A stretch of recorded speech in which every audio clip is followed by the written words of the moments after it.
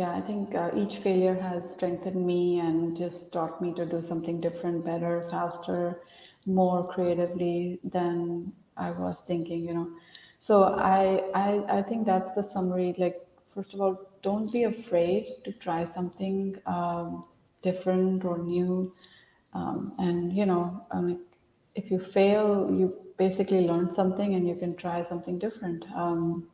Yeah, definitely keep some money in your bank for a rainy day, just a little bit, but it doesn't have to be a whole lot. Like just enough to keep you going for like a couple of months.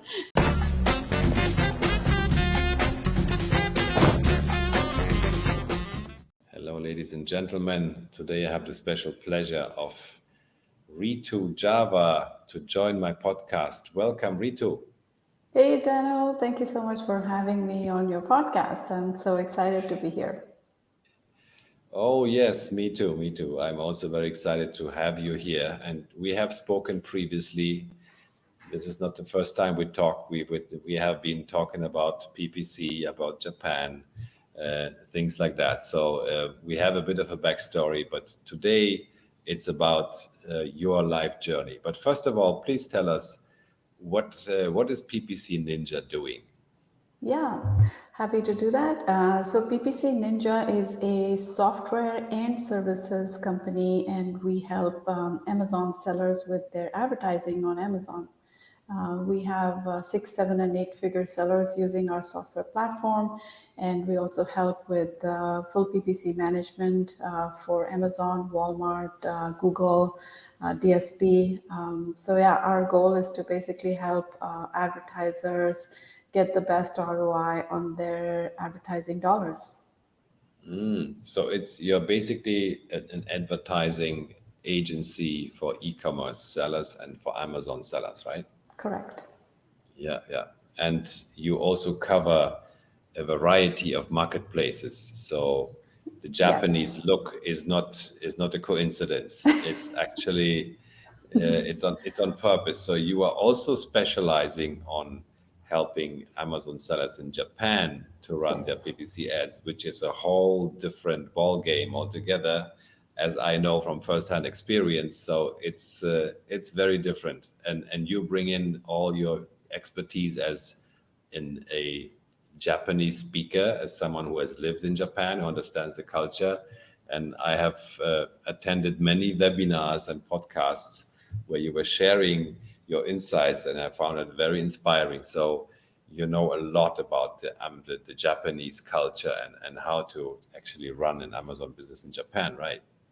Yeah, so I used to live in Japan. I lived there for 17 years, so I know, 17. yeah, I know a little bit. Oh yeah, yeah, and I cannot wait to hear your story, how this came about, how Ritu ended up living for 17 years in Japan.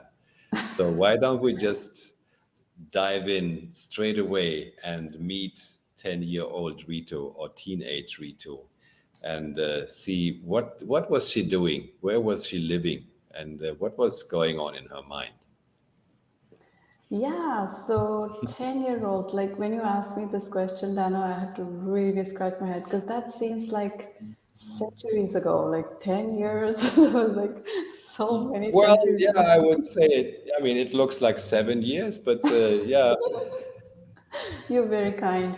I'll take that as a compliment. But yeah, so 10-year-old me, I used to live in Delhi in India, the capital of India. It wasn't as populated as it is right now. So, I mean, at the moment, I think Delhi's population has grown to some 35 million people or something. It's one of the most crowded capitals in the world. And however, when I used to, when I was 10-year old or teenager, it wasn't as crowded and life was simpler, and it was also a little bit safer as compared to Mhm. now. But I used to go to a all-girls school, and in India, that's a thing. You have an all-girls school and an all-boys school. So that's kind of just coming from the cultural aspects of just being Indian And growing up in an all girls school, you have a certain type of mindset, which is that there is a different kind of capability that a girl might have versus a boy might have. So that's pretty ingrained in our society. And How is so it different? well, it's different because you're taught different things. Like the priorities are different, the focus is Mm-hmm. different. In India, girls are meant in a big way. They're meant to kind of grow up and get married and have kids and that kind of stuff, right? So we're not taught like the boys. Like we're not taught to go out and make a mark on the world, or fight for your bread and butter. So Mm-hmm. that's not something that is taught. In fact, you're taught the opposite, to be meek, to be submissive, to be cooperative, and all that stuff, So Mm-hmm. being in an all girls school makes that, enhances that even more. So you Mm-hmm. basically don't have confidence at the end of, your high school or whatever. You're left with just kind of being a meek person and being happy about that. Things have changed Mm-hmm. now. That was when I was 10 years old or whatever. That was a very long time ago. All right. But, I think that gave me a different kind of foundation. And I think I'm also grateful for my past. Like, I don't begrudge anything or any event in my life, because everything shapes you, right? You just layer on more and more experiences that make you whole. But I think that Mm-hmm. foundation, even though it was flawed at its fundamental level, it was still good for me in many ways. And it is what made me who I am right now. So I'm grateful for that. Yeah. So you trained, or your high school experience was about being a good housewife.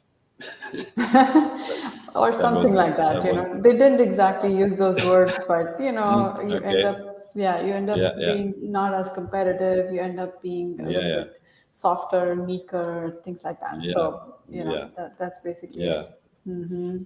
And where did you go from there? So after you finished this, what happened next? Yeah, so in school, we're basically generally taught that you want to get the best kind of jobs, right? The whole path that's laid out in front of high schoolers is either you become a doctor or an engineer, or join a government position. Those are the Mm, three kind of most coveted job yeah. types. So yeah, so I mean, I did not want to become a doctor because I don't know, my mom was a doctor and somehow I wasn't really enamored by being a doctor. So I was like, okay, I'm gonna do engineering because I'm not interested in a government job. It seems too laid back, and you know how the government is. It's Mm, in India, especially. It feels like not a very exciting path. At least it didn't to me back then. So I decided that okay, I'm gonna try for the engineering path, and so I started studying for that. And then after high school, I got into an engineering program and did a 4 years degree in electronics engineering.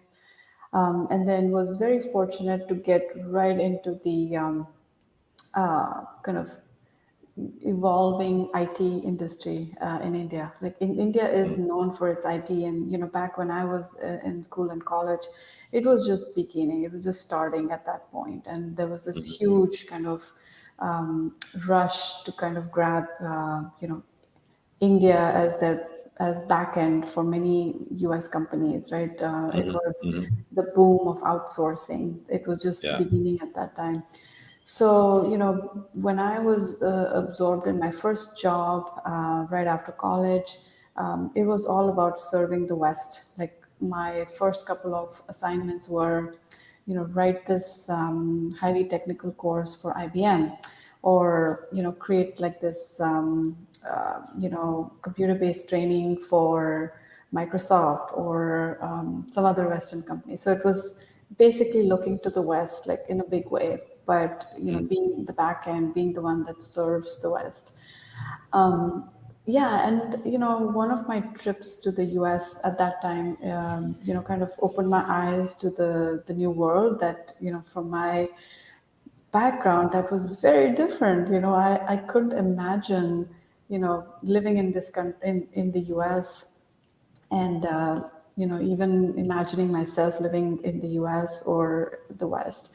But it was exciting, because I thought, wow, I mean, they have such a great life, and here I am in India and serving these Western companies. And so yeah, there was like this desire to kind of explore the world that kind of happened. It was just by chance. Not everybody gets that opportunity to come on a trip to the US. Back, I'm talking about back in the early 90s, mid 90s. It was a different experience, right? A culture shock, but also very interesting and exciting and different. And so yeah, so I think it was that moment when I stepped foot in the US that I realized that there's a whole other world outside that is so different.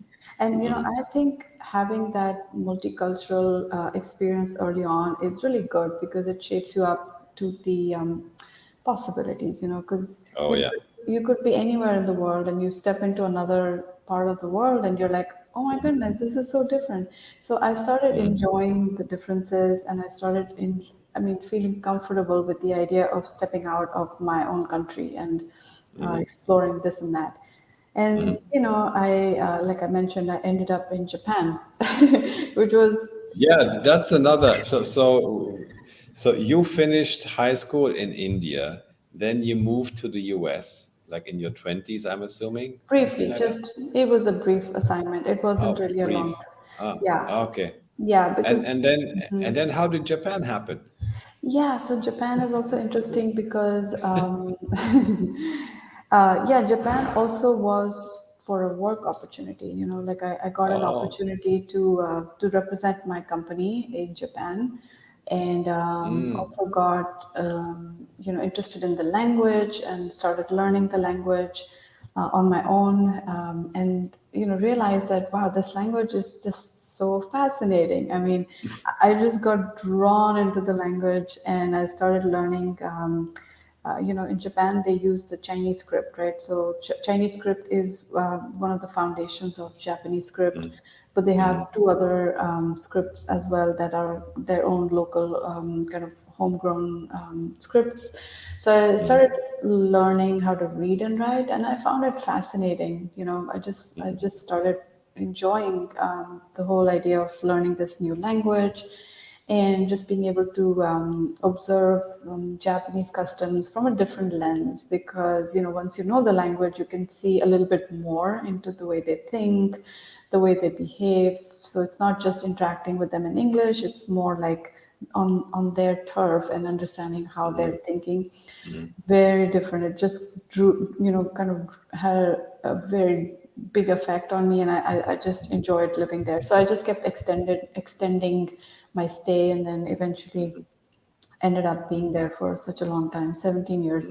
So during my time in Japan, I was basically, I had about two or three careers there. The first one, of course, being with the company that I was initially. And then my son was born, and so I had to kind of quit my job because I wanted to focus on him, right? So I had a little bit of time just being a mom, which I loved.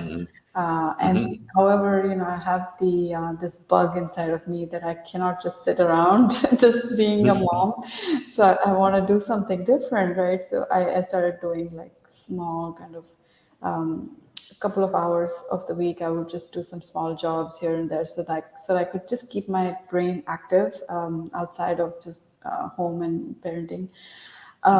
Yeah, and in one of those years after my son was born, I actually joined the American school in Japan, which is a really nice institution. It's a international school, full from kindergarten all the way to grade 12, and I was in charge of their high school, technology support and things like that. So I had plenty of time on my hand. Like I had a job which was like a school job, so you finish at 3 or something, 2 or 3, you're back home, and then you have the whole evening to yourself. And I started experimenting with, a side business, and then that's when I first kind of got into this entrepreneurial, I guess I had the entrepreneurial bug for a long time. Like I wanted to do things, my way, different way.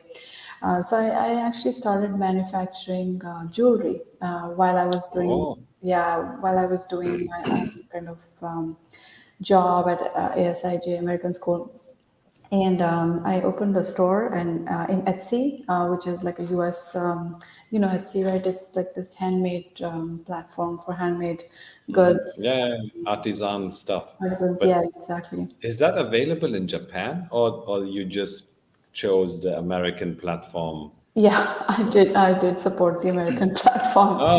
So there's no Etsy in Japan. I mean, No, unless I'm mistaken, but yeah. I didn't know that if there was a Etsy. But I think Etsy is a very American online platform, right? Correct. Yeah. Yeah. No, I just thought that the jewelry that I was making at that time was kind of bright and colorful and joyful and stuff like that. And I didn't think that anybody in Japan would buy it because Japanese people Really? generally don't, yeah, have that sort of kind of flashy or super multicolored. No, they don't generally go for that sort of jewelry. This is more subtle, and so the style is different. So I was like, it's not going to sell here. But actually, Oh, it did amongst the expat community. Like the expats were like oh, hungry for something like that. So I was like, okay, this works. So anyway, I started my Etsy store, and the good thing about that was it started to fail. I say it's a good thing because it taught me a lot. Like it taught me that just because you have an online store doesn't mean that they will come, right? You say build it and they'll come. Nobody came. Like I was like crickets. yeah. What's happening here? Nobody is looking at my wonderful jewelry. I can sense the advertising part of Yes. you coming out of this. Yeah. That makes a lot of Exactly. sense. That's exactly what happened. So I was like, I have to advertise my jewelry. So I had to do it in Yep. so many different ways. I started a blog, like it was a proper full-fledged blog, writing about my jewelry, my artwork, and just putting the word out there on, the creative side of me. I had the engineering side of me, but then I also had the creative side of me. So started doing like I said, blog posts, created a YouTube channel where I was showing how to make jewelry and stuff. Also started advertising, teaching myself how to do Facebook ads. That was the first platform I actually tried. Facebook ads. Wow. Okay. Yeah, Facebook ads. Then I started doing Google ads, and just got so interested in this whole advertising space. I was like, oh my goodness, you can put money behind some keywords and then show up at the top. Like I'm like, this is amazing. This is so cheap and this is so cool. So that's how I got into advertising. And then I decided that I wanted to go back to school and do like a formal education in data science because that was the most kind of upcoming topic back then. This was around 2012 or something. I wanted to, kind of 2012 was when I started my Etsy business, I think, around that time. Anyway, so, about 8 years ago, I decided to move to the United States to do a degree in data science. And so I went to school for that. And then, you know, got an opportunity to work for an Amazon seller and, kind of learned the whole Amazon game. I was like, oh my goodness, this is like so different from Etsy. This like just sells like 500 times faster. I mean, I think the whole Amazon game became very exciting, very fast.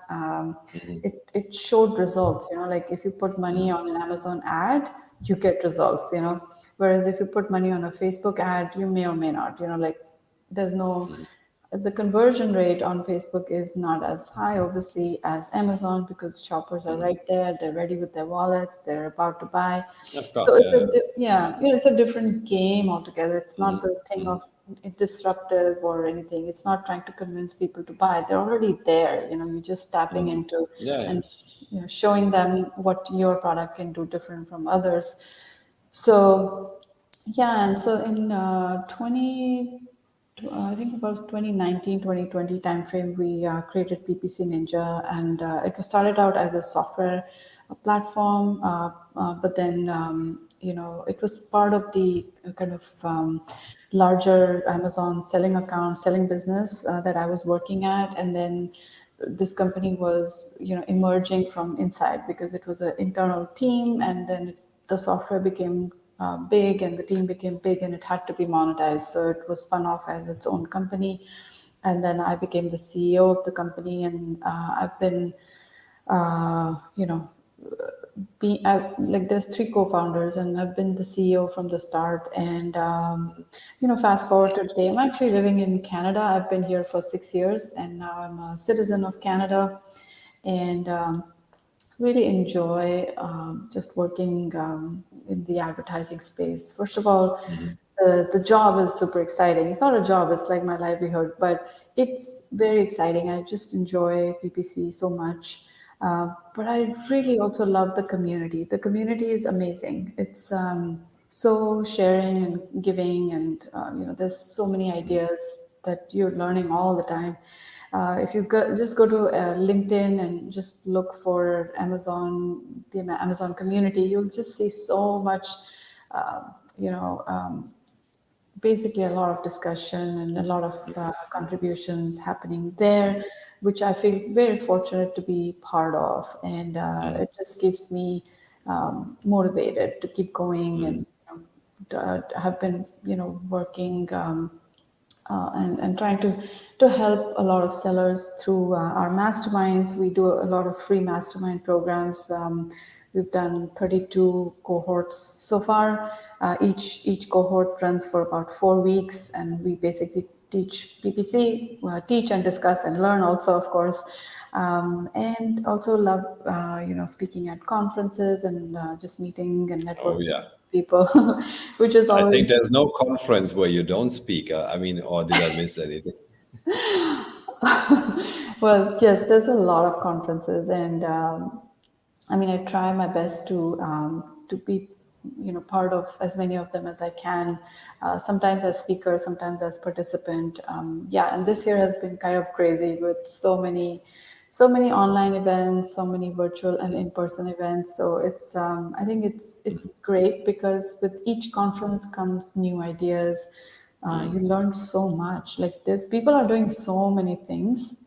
It's just interesting and exciting to keep learning all the time. I love learning, so this is perfect for me. And Mm. I mean, I'm just thinking. You made me go through my entire life, like in a flashback, in about 10 or 15 minutes. It just feels like wow. I mean, I was meant to be someone else in maybe I don't know in India, rural India, or some back end place there. But now I'm like living this life in Canada and traveling the world, and feels like a completely different experience, and not one that I had ever imagined.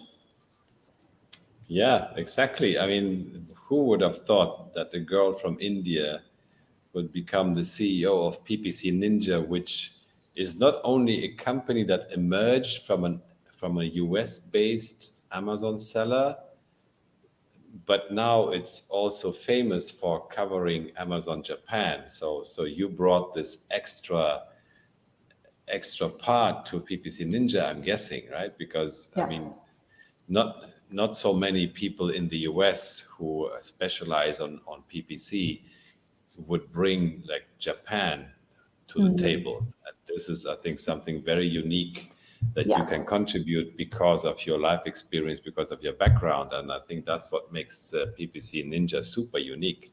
Because Yeah. I honestly I don't know any other agency who would have this kind of broad spectrum of languages that they cover and cultures, and I've seen seminars with you where you explain the details of the Amazon of the Japanese script, like how they have four different scripts, and I know from firsthand experience that one search term in English can be 20 search terms in Japanese because they have all these different funny ways to say the same thing. So and Japanese was your like third language Yeah. Let's see. or So yeah, I think fourth language. Fourth language. So Yeah. which were the first three again? So, all Indians are born with at least two or three languages. Like our Yeah, families yeah, yeah. speak so many languages. So I don't necessarily speak all of them or write all of them, but I can understand a lot of them. So we have 15 languages in India. Actually, Yeah. more. The 15 are officially recognized, but there's many, many more languages in India. So we were born with Hindi, English, because my school was completely in English. The delivery was in English, so that's how I got the English. But at home, you speak Hindi, English, and then there's also Punjabi. From my family, my parents came from the old Punjab, which used to be in Pakistan, which before partition they were in, I think, Lahore or someplace, and then the partition happened. So my grandfather and my father, they moved to India. Like they literally crossed thousands of kilometers walking across, and Oh, yeah. came to and started their life again from scratch in Delhi. So yeah, because of that, I have a little bit of the Punjabi and also some other accents of Punjab, and that's used in Pakistan today, called Multani and so on. So yeah, there's a few accents that are there. And then, yeah, in school we learned another language. So I learned Sanskrit, which was the Oh my ancient God. language. Yeah, the ancient So language. you can read the Bhagavad Gita. It's in I original. can, yes, I can technically, Wow. I can. Oh my God. So not just Japanese, which is a completely different universe, but also Sanskrit, which is another Yes, different universe altogether. Like not just the spoken, but also the writing, right? It's so yeah. different from everything else. Very different, yeah. So, I Wow. mean, I'm surprised that you're aware of that, because not many people, because it's a dead language. Nobody speaks Sanskrit anymore, other than the priests. Maybe they might recite some. The Yeah, yogis. exactly. The yogis. Wow, you know so much, Dano. That's amazing. I'm so impressed. Yeah, the yogis, the priests, and then like on special occasions they will use Sanskrit as kind of, I don't know, the ritualistic language that it's spoken at weddings and births and events like that. So it's not like a conversational language anymore. It's more like to Yeah. recite some of the past scriptures. But anyway, I learned that at school, and then I learned Japanese when I was in Japan. Kind of self-taught. I didn't really go to school for Japanese, but yeah, it was, yeah, I was kind of in a mode that, oh, I want to learn this language fully so that I can understand these people. I want to understand what they're thinking. So yeah, it's I guess Yeah. my brain is easily kind of, I find it easier to learn languages if I want to. Well, I think with your background with Sanskrit, English, Hindi, Japanese, I think there's no other language that you could not learn, because this is such an incredibly broad background and spectrum. I think, yeah, I mean, maybe the Slavic ones could be a little bit of a challenge, because Yeah, they also have their own, their own writing, and it's true. again, it's a different, but yeah, you seem to be a real language expert, and I think that's also what what brings a lot of value to your current business, because I don't know anyone who can speak all these languages to this extent, honestly. And I also kind of noticed that if out of 10 entrepreneurs I talked to, 9 of them have a migration background, and I think both of us are part of this, like 90%. So it seems to be a very essential part for entrepreneurs to have experience migration, different countries, different languages, and this kind of seems to also encourage us to venture into new things, and to explore. I agree. And the one thing I would really love to hear from you is like the summary of your experience. So, what are the, I mean, wisdom is kind of a broad term, but we all have learned like essential things on our life journey, and things that maybe we would have taught to our teenage self, or to someone today who would like to, venture into entrepreneurship, what would that advice be that you have that you would say to someone who would like to start today with the entrepreneurship? Right. Yeah. Yeah. I would say, getting started with your own thing is probably easier than you imagine. Like you think there's so many hurdles to creating a business and taking it to the next level. But I think a lot of that is in the mind.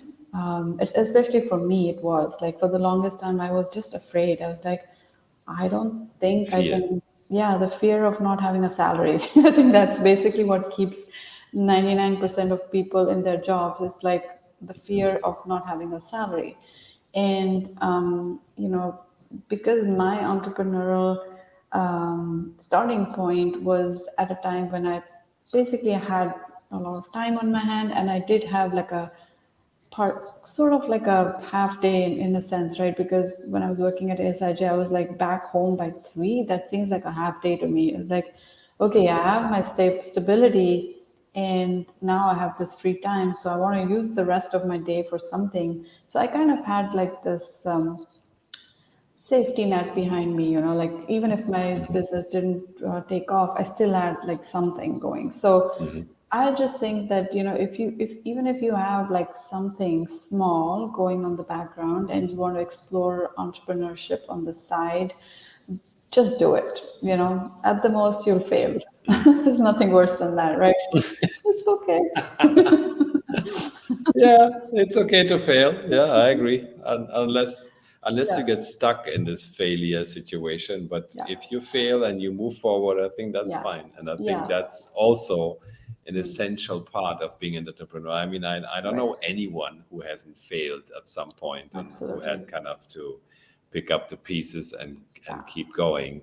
And yeah, so I think failure is definitely a part of it. Yeah. Yeah, yeah. I think each failure has strengthened me and just taught me to do something different, better, faster, more creatively than I was thinking.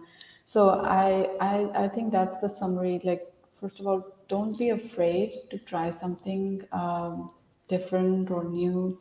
And, if you fail, you basically learn something and you can try something different.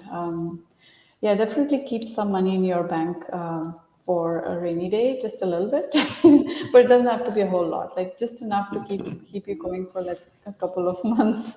If you're afraid, like just have enough backup, and you'll know.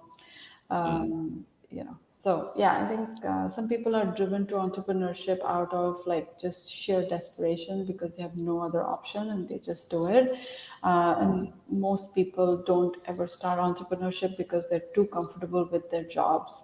So if you are if you're afraid to lose that job, that source of income, then you'll be stuck there forever, and it's not going to be easy for you to start this new thing. But I think it comes much more naturally to someone who doesn't have much to lose. Like either you have no job at all or you have a okay job. It's probably easier. Those people are able to kind of get into entrepreneurship faster. But yeah. Yeah, I agree.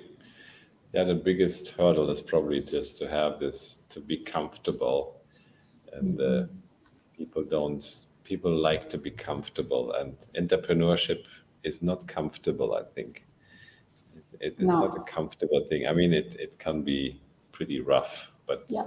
it also represents freedom and growth as a person Yes. to me. So yeah, Absolutely. it's so there is the comfortable way, and then there's the rough way, which has unexpected and also more purposeful ventures coming along than just sitting there on the sofa and being cozy.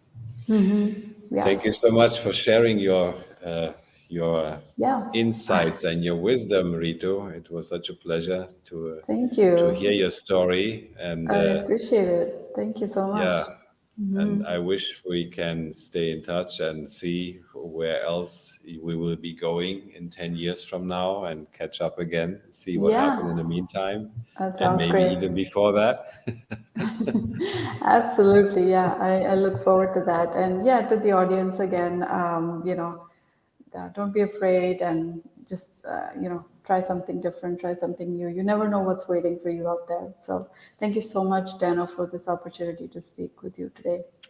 Yes, it was a great pleasure, and I will make sure to have all the links that you would like to share under this video in the description so people can reach out to you and can also explore the great services of PPC Ninja. Thank you so Yeah. much, Ritu. Thank you so much. Appreciate it.